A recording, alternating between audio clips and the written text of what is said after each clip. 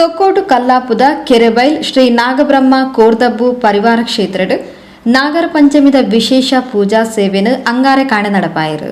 ತೊಕ್ಕೋಟು ಕಲ್ಲಾಪುದ ನಡುಟು ರಾಷ್ಟ್ರೀಯ ಹೆದ್ದಾರಿದ ಬರಿಟ್ ಕೆರೆಬೈಲ್ದ ಶ್ರೀ ನಾಗನ ಕಟ್ಟೆಡು ಭಕ್ತ ಬಂಧುಲು ಪೇರು ಬೊಂಡ ಒಪ್ಪ್ಯಾದು ಅಭಿಷೇಕ ಸೇವೆನ್ ಸಂದಾಯರು.